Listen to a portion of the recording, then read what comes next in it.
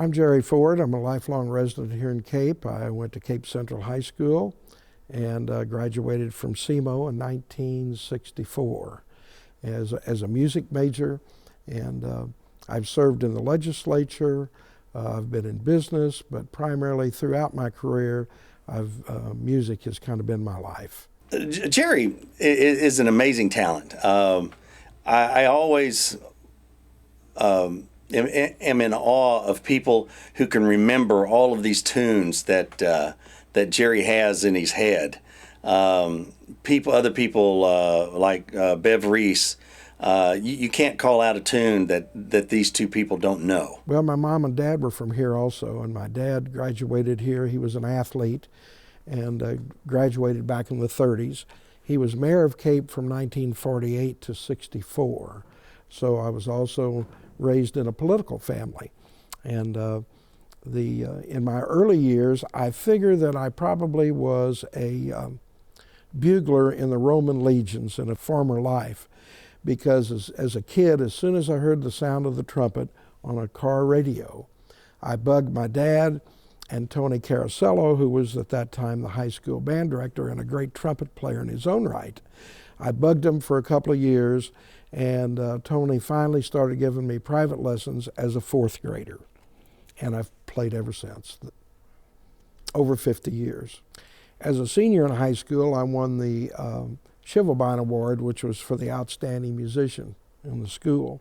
And it was about that time in the summer before my senior year when I went over to the Colony Club across the river, and Harry James and his great orchestra were over there. And for those that have never heard of Harry James, he was the outstanding trumpet player of his day in the 30s and 40s in the big band era. And on a break, somebody walked up to me. This guy walked up and said, I understand you're a trumpet player. And I said, yes, sir. He said, well, come with me. And we went out in the back of the Colony Club, literally in a cornfield, and he handed me a trumpet and he said, play. And I played, and then he said, can you play a high C? I said, sure. I ran up to a high C. He said, don't tell Harry, but the fourth trumpet player, this is his last night, and we open in Dayton, Ohio on Tuesday, and if you want the job, it's yours. Be at the Marquette Hotel at noon. The bus leaves at noon. So about 1 o'clock in the morning, I ran home and told my dad, I'm going on the road with Harry James. And he said, like H-E-double-L you are, you're going back there and go to bed, and you're going to graduate from high school and college before you go anywhere or do anything. So that was my kind of shot in the big time. But over the years, I've played with and performed with a lot of name performers, been very fortunate. People like Bob Crosby and Ray Stevens and Guy Lombardo, Bob Hope, Red Skelton. A lot of those people played in the orchestra of the Caesar's Palace. I've been playing with Jerry's orchestra since last summer, and it's because Gene Steinman, who's a great trombonist, moved to Texas last spring, and Gene was the regular trombone player with him, and so I play with Jerry's big band and Jerry's five-piece band and some other bands that Jerry has. Talking about Bob, one of the things that I'm really most proud of is the group that I've assembled over the years. Currently, and I hate just to bring out a few people, but I have to say currently Mike Goldsmith, who's the head of the jazz program at Mineral Area College up in Farmington, is my lead alto player. Paul Fleege, band director at Jackson's, my baritone sax player.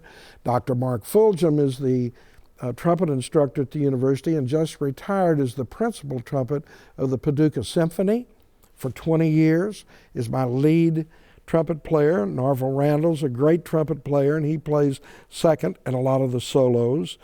Beverly Reese, my pianist, has played in Carnegie Hall. Jim Wall, my bassist, is on staff at SIU.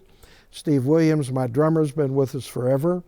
Mick Neville, our lead tenor player, has played with groups really throughout the Midwest over his career.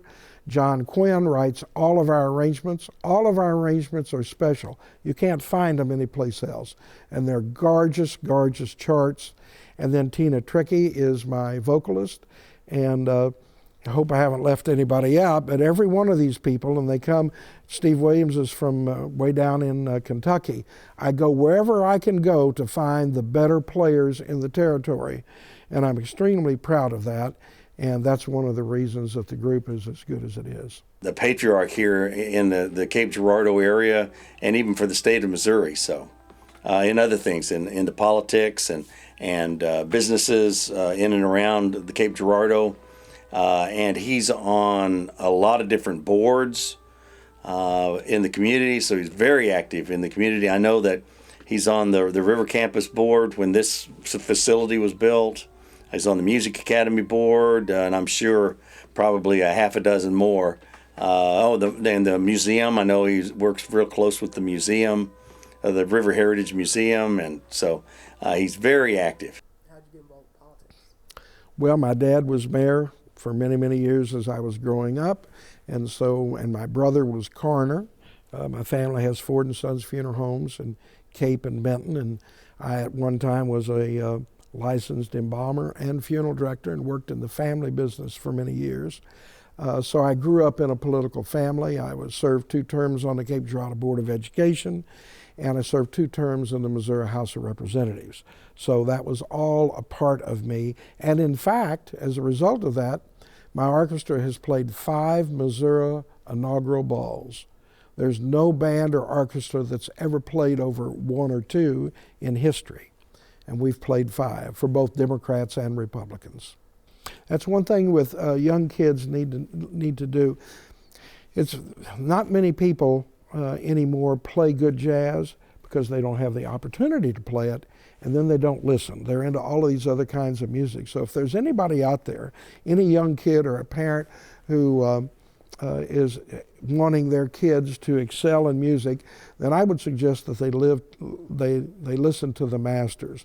Listen to the big bands, of Harry James and Glenn Miller and Count Basie from Kansas City and Duke Ellington and people like that. And listen to the great jazz players like John Coltrane and Miles Davis. The recordings that you can go to YouTube at any time and just type in jazz, and you'll hear and listen, and that's how you learn. To learn to play the styles, you got to listen. You got to listen to the masters, and then try to emulate them as best you can.